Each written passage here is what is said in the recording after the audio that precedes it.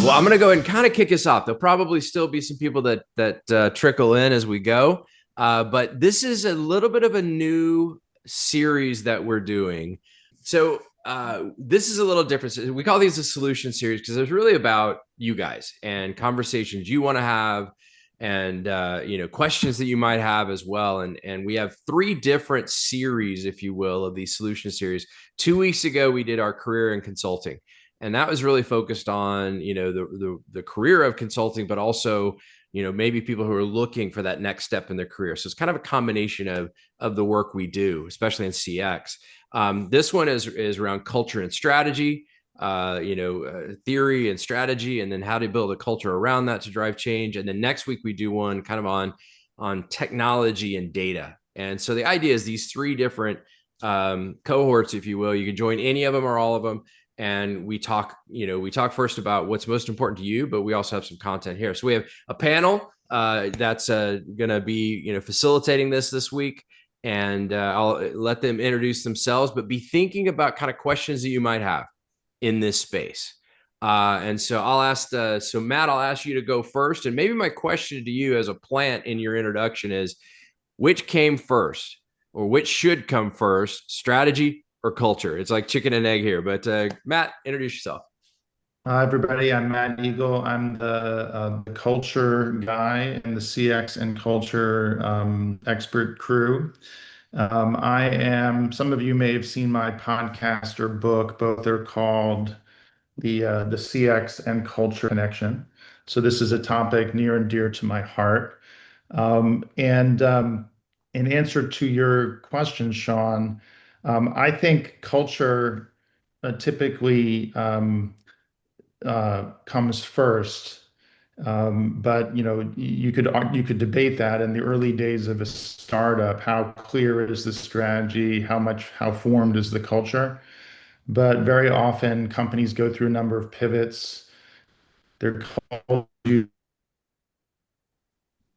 Yeah, you're getting choppy. So JP, Jean-Pierre, let's jump over to you then. Yeah, definitely JP Dumas. I guess I am the culture and contact center strategy guy as part of this Super Friends collective. Um, I just believe everything rises and falls with that leadership and with the experience you give your teams. So that's what we're going to talk about today. And if I could answer that question, um, I think it's kind of like this. Like strategy is our playbook. Like that's how we go about things. But culture is really whether or not people are going to do it. Just quite simply. And my Yeah, apologies, absolutely. my video was started playing in the background that I had on YouTube paused. So I had to turn that off. I didn't realize it would start running. Quite a long spooling for it suddenly to start playing now. Um, I think I was in the middle of saying, building on what JP's saying. Culture is in the DNA of a company, and it's often very founder-led, and early on in its early days, it gets formed. And I think the strategy often follows in terms of gaining more clarity, really, growth pains or pivots at companies. Very often called, strategies are said to be in alignment with culture. And that's really when your strategy takes into account your cultural strengths and plays to them, and also the behaviors in your organization amplify your strategy. Absolutely. And I'm Sean Albertson. I'm the founder of the collective, and so happy that you guys are all coming and joining and being part of this. If I answer that question, I don't think it matters culture or strategy, which is first. Just like the chicken and egg, doesn't matter which is first, as long as they're both included. You can't do it successfully without both of them. From that perspective. And so, anyway, so yeah, let's jump in. First open it up to questions and or answers to the culture versus strategy, question as well. So we don't jump on each other. If you go down to the react button and raise your hand, we can go through. I'd love to have you jump in, or if you want to put those into chat and have me read them, I'm happy to do that as well. But who'd like to either kind of ask a little bit of a question or maybe jump in on the answer between either or both? So if you think about the last memorable customer experience that you all have had, and I know we've all had them, whether it was good, bad, or otherwise, was it driven by strategy, culture, or tech, in your opinion? Oh, now you're throwing a third wrench in there. Tech. Uh, I can maybe answer that, although it's maybe not like the most instructive, but I do think there is a culture thing there. So I take my car to a local car dealership in Northern Ontario, which is where I am right now, as I'm at my cottage. It's fairly rural here and fairly small. And the dealership is great, and that's why I like going there. They're super friendly, they're nice, like it's a good deal. The only thing that gets in the way, the downside is the guys that drive the courtesy shuttle that takes me back and forth to my house when I leave my car there cannot stop telling me mildly racist stories, no matter what I do. Oops. Yeah. And they are so unaware, the first time it happened, I actually did take the guy aside, like the service manager aside, and say, hey, this probably doesn't reflect super well on you. And it's very clear that it wasn't a big enough deal for him to say anything because they're still doing it. Yeah. And that's a culture thing, right? Like, to me, that's, you can have the best strategy in the world in terms of taking care of your customers and making shuttles available and giving them really, a lot of courtesies and a lot of fringes and a lot of perks. And if you don't have that culture conversation with your people, and if you don't take the time to say, hey, here's what we stand for, and here's what we don't think we stand for. And if that doesn't agree with you, you need to do something about it. I don't need you to change who you are inside, but you need to, think about how you perform while you're at work, right? Mm. And that's clearly not happening there. Um, and and so, like, to me, I think culture is a bigger foundational thing because they have the right strategies. That's a You great know, example. speaking of rides, I'll run it a little bit, Maddie, to like Uber, Lyft. Um, I recently had a guest on the podcast, Ken Fabro, who he wrote a book, Real Strategy. He's the chief strategy officer at Bera.ai, which is like a panel data company that's used for like brand health and CX metrics, and you can benchmark and look at over time, drivers of your brand performance, and create a feedback loop with that. And he used to be a partner of mine at Booz, and we were talking about what Barra gets used for, and he was telling me a story about how Uber uses it, and they actually look at the drivers of their brand health as and what shows up in the brand based on the the um, the drivers fit with the brand personality, the brand identity, and they use that for hiring and screening, and they actually can look at differences and it's not that they're tracking down to the individual driver, but they're using it for cultural fit Mm. because the employee directly impacts the brand. How much do you think, or does anyone on the panel, I guess, think how much of culture it really, if you like, what's the percentage of it that's just hiring the right people versus kind of Ooh, changing who they are? this is, in my opinion, this is such a setup question because Sean has even spoken about this. I think we all have. When we talk about that paradigm, we say people first before processes and platforms. And I think it all starts with that willingness, right? Like if I'm gonna hire for CX, I'm probably gonna teach you the cultural things, or the technical things rather, but I'm going to hire for the skill, if you will, like this ability to connect. And I'll tell you a story years ago. I remember a boss and I used to go to Starbucks every day. And Starbucks is crazy. Baristas kind of make all these weird drinks with like 15 different ingredients, and everyone's got their special one. We had a guy there that was always had a great attitude, was able to handle the business. And one day we were talking and we said, what if we hired this guy? And he says, he probably knows nothing about our business, has no background. But what I see there is he's very good with people. It's a fast paced environment. He's got a great attitude. So I can fashion that person into the quote unquote corporate athlete that I need to win. So that's my take on hiring the right people. There is actually research on which levers have the most impact on culture and performance, and hiring is actually the number one lever. So if you look at things like performance measurement and symbolic acts of leadership and other factors that go into like formal and informal change management, hiring is actually the most influential over the long run on culture and business performance. And that's why a lot of people also say the single best success predictor of leaders is actually their ability to hire others. So, and I think that's a great point, but and let me add to that a little bit and say, how much do you think then, this hybrid slash remote, workforce is that, yeah, hiring the right people, but now you've got this remote workforce, in most cases. How is that? Is it helping or hurting this whole kind of push to culture? What are your thoughts there, or anyone from the group here? It definitely makes cultural transference more difficult, right? So that's what I've been doing as an industrial organizational psychologist for 25 years, is hiring based on skill, aptitude, cultural fit. And I remember during the pandemic, Amazon was one of my customers at the time. During the pandemic, they had indicated that their new engineers were taking about 3 times as long to onboard simply because they were all remote.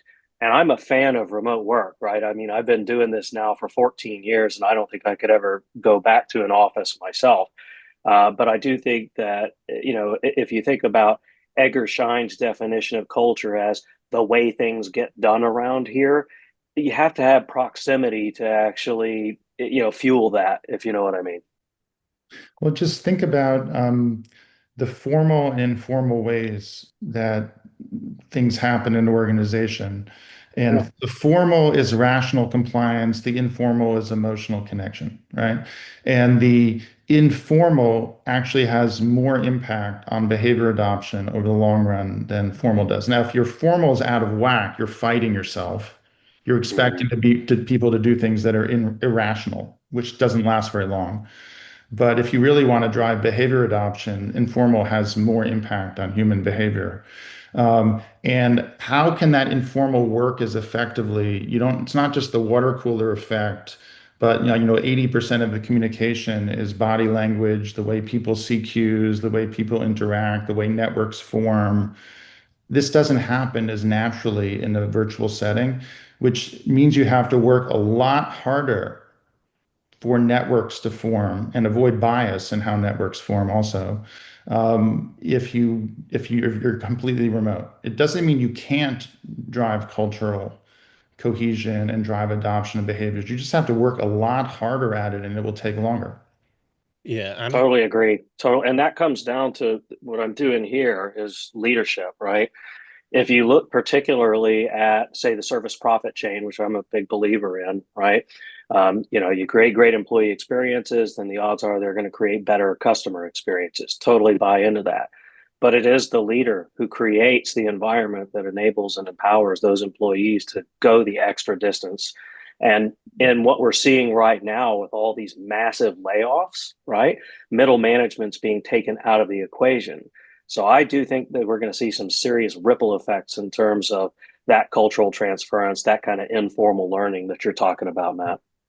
Now, I'm going to make this even more tangible for folks. Like a lot of times when people talk about the customer experience, employee experience, CX, EX intersection, they approach it more indirectly as saying happy employees equal happy customers, which is true, right? There is research that supports, I've seen this with clients in like banks and retail and healthcare where if you go at a more granular level, the more engaged the employees are, it affects local performance. But let's make it more simpler. You know how the customer journey has peaks and dips? Well, what are the peaks?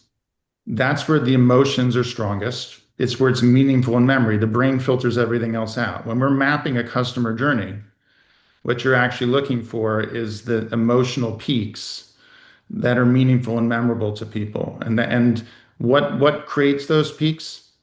In JP's example of Starbucks, a lot of it is actually the way the barista interacts with the employees. A lot of the peaks that occur in a customer journey are human to human interactions. Digital you can engineer a peak through a digital experience. It's a lot harder to create the same emotional resonance in a digital experience as it is in a physical experience. A lot of what you're doing in digital is reducing friction rather than creating an emotional peak. But Netflix or Disney Plus or others or Amazon do create an emotional connection.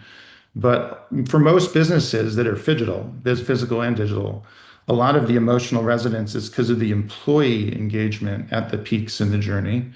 And that's actually your culture, is your behavior of your people is what creates those peaks. Yeah, I will say this, right? It's obviously I'm of a certain generation despite my boyish good looks. But being face to face, water cooler conversations as we call them, even being in the smoking area, even though I don't smoke, and break room, I mean that builds a lot of bonds. But it's more of an observation is when I think about what I would say my less seasoned, less experienced team members and engagements I've had is that there's folks, a whole generation of folks who are very comfortable speaking into a screen and creating relationships that way, that their entire lives are digital. So, when I think about who I'm going to sell to in the future, who I'm going to work with in the future, I also want to think about that cultural variation. And also this was a this was a cohort that performed particularly well in the pandemic type of environment, which to me would be counterintuitive. So it's the ability to engage with people and knowing how to engage and using those different modalities that I think helps solidify the culture, quite honestly. Question for people in the audience. When you think about frontline employee engagement and behavior, what types of employees are you thinking about? Are you thinking about contact centers, salespeople, customer success people, people in a bank branch or hospital, nurse practitioner? Like, what matters for your business in terms of frontline employee behavior that this cultural connection is important? Actually going into a situation right now where I've got a friend who runs a an independent grocery like supermarket, like a small one location supermarket. And so his frontline people are really like they're stalkers and things like that, right? They're guys that, move boxes and his biggest challenge around sort of customer experience is how to get those people who are often like kids in school and they're not, it's like it's a job. It's just a job for them. And how does he get them to be, engaged and engaging with customers? And I'm actually on the path of like figuring that out, which is so it's sort of interesting that you bring this up. Like to me, that is a really important group because they're the group that sees his customers the most. The people at the cash register and the people kind of out stocking shelves. And how do you get them to want to be, more than just somebody who's unloading cans in the aisle? Right. So why did the people in Trader Joe's behave differently than the people in another store, right? Or Right. or Sam's Club versus a regular grocery store, so like the employee behavior is so important to their brand and to their customer experience. You reminded me of a story of this past weekend. The big supermarket chain here in Texas called HEB. And, I was you going to know, say, Eb. Yep. groceries are a commodity, right? You can get groceries anywhere. But I was talking to one of the managers and I said, what makes you all unique from a CX perspective is your focus on culture and your employee and customer experience. I said, you sponsor the Little League games, you're always in the community and you're local. What sparked this, though, is that they have a program where they engage with schools and talk to kids, have field trips, so they bring them into the store and show them how the store operates. And I know this is more than just for the kids. This is about how do you connect and build future customers and loyalty. The other thing is that they have longtime employees. This individual I was speaking to had been with the company 31 years and started there to just get money for college. And so I said, what you're doing externally is partly driven by the experience you had as a person who just wanted Friday night beer money. So I think about mundane as we got to eat somewhere and you got to buy groceries. But how is this supermarket chain well known for delivering something that's lettuce, tomatoes? Mhm. Yeah.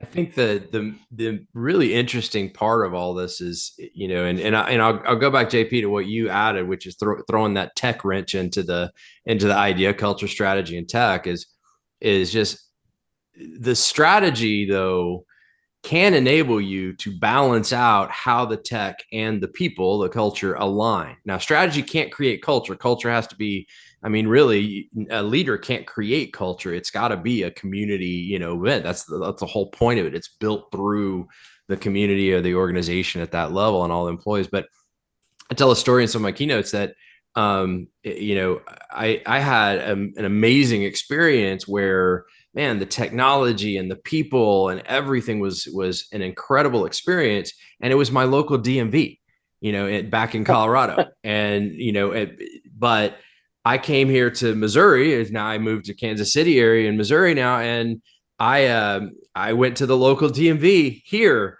It is not the same. They don't use any tech. It's a cattle call. The people have the same bad attitude that you're, used to seeing. And so there's that combination is the tech didn't help facilitate potentially the better culture and then the better attitude and so forth. It is a yin and yang. They have to kind of work in cohort together from that perspective to drive the results you would be looking for. They do. It's two sides of the same coin for sure. And Jean-Pierre, I that was a really interesting wrench you threw in the gears with the tech piece, because as I think about, the frontline associates, Matt, like you're talking about, they are the extension of the brand in most of those cases, right? They're the ones who are having the interaction with us as the consumers. But really fascinating recent experience for me. Has anybody taken a Waymo before? I thought I would never do it, but my wife and I decided to try it. It was fabulous. I mean, you get in, there's spa-like music. It says, "Welcome, James, to your first Waymo experience." It was phenomenal. Somebody opened a car door, the Waymo just, slid out of the way, just like a normal driver would. We got there safe and sound. And then later that same day, we got an Uber. You could smell the marijuana on the driver, and he almost ran in front of a bus. And we looked at each other and said, I think we take the Waymo again. And, as you think about that example, and the fact that, Uber drivers in particular really don't have that informal cultural transference. And when it comes down to hiring and using like psychometric tests or cultural assessments, it's far easier to screen out bad employees than it is to find exceptional employees. And so that really becomes, I think, a really serious issue that we're going to have to contend with when it comes to that extension of the brand.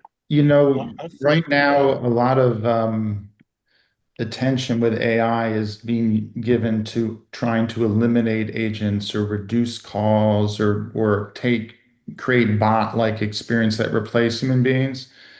I think there's a role for like messaging and better communications and personalized communications, but a lot of the near-term benefit in the next few years is actually going to come from training and creating stronger feedback loops, not from replacing people altogether. I think it's not that people crave a human-to-human connection. That's true. It's just that the experience for the substitute is still not there yet. And so we really need to focus on insights and fast feedback loops and training and augmenting people, not replacing people. Yeah. If that experience, though, that you mentioned, James, had gone wrong, would you rather have technology or a human intervene? That's a great question. I mean, ultimately, I'm always the guy who just hits 0 on my phone on repeat to actually get to a human being. Yeah. Ariel, you raise your hand. What would you like to add? Yeah, no, I think that at this time it's established that culture is a huge part of for any kind of organization, no matter what size it is.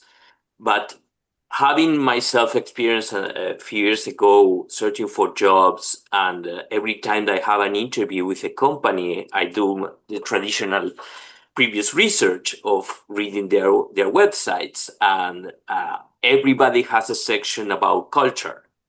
But then when you interview with those people, sometimes you are ghosted, ignored, not treating well, and we are talking about HR, hiring managers, no matter what area of that company is, and then you realize that everything that is amazingly written on their websites about how important culture is for that company and employees first and communications and how well they treat everybody is not true. And I think it's very few cases that are more the exceptions that the majority of the companies could really have strong culture and exercise and that in the day-to-day with most of the members of that organization. So that's why I wanted to ask the panel or the people on this call, what do you think about that? Because yes, definitely everybody has established culture and even written, but not everybody execute that. The expression strategy eats culture for breakfast, Ariel, like the reason why that's true is because ultimately it's behavior that matters, right? If you have strategic intent and don't have behavior that walks the talk, then that doesn't matter. The same thing's true with mission, vision, purpose, values. If you stop at 30,000 feet of values, it doesn't translate that through to behavior. What you're describing is the posters on the wall, it's on the website, is people have articulated a set of values, but they haven't created repeatable behavior as habits in the people. That's the same reason why change management efforts often fail, is because they focus on mindsets, which basically create space for change. If you move people's mindsets, that's valuable. But unless you actually drive behavior adoption, you don't actually get change. That is what you're talking about, is like, so ultimately, whether it's training people in a contact center, your frontline employees, or bringing your cultural behaviors to life, it's all about habit building and focusing your change management efforts and leadership efforts on building habits, paying attention to both the formal, but especially the informal means of driving behavior adoption. Yeah. Well, we are in bonus time. I know we already lost quite a few people to the 30-minute mark, but JP, take us home. Yeah, I think the reason why, and Ariel, is a great question. I think part of the reason why you see these culture in everyone's wall, but the execution slips, is because culture is also a function of how much crap you're willing to allow to have happen in your business before you're forced to take action. For some companies, it's loss of market share. For others, it's employee attrition. But everyone has a different benchmark as to how much they're willing to put up with before they actually live the values and executing those things that matter.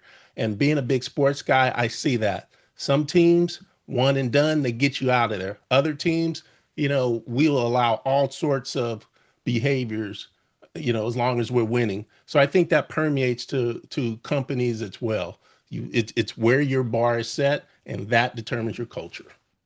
Yeah, I agree with that wholeheartedly. And the one thing I'd add is that, as we face this future with AI, which, quick plug, next week, we're talking about AI, tech, and data. So join us for that discussion. But as we think about that, companies, one, won't need as many employees and probably over time won't need to replace as many employees. And this EQ, this emotional quotient, this ability to, live culture is going to be so important to the future employed. that, it may be a point at which, when we don't need as many people, if you've got kind of a bad attitude, you won't have a job. And so this is that desperation as we think about this future and this transition to say, we as employees have to really, understand it ourselves. So we've been talking it kind of at the company perspective, but even as an employee, we have to understand that as well. We have to invest in ourselves across that, because, tech might replace certain roles, but it's up to us to make sure we're invaluable. Because again, I also pound zero and yell representative until I can get through to somebody if I got a problem, because at that point, tech won't fix it. I need a face, I need a voice, I need someone from that perspective as well. All right. Well, thank you everyone for joining. Again, we got a session next week. Next month, we'll do this session again. Come with your questions, come with your stories, and we'll continue the dialogue. Thank you, everyone. Thanks, everybody.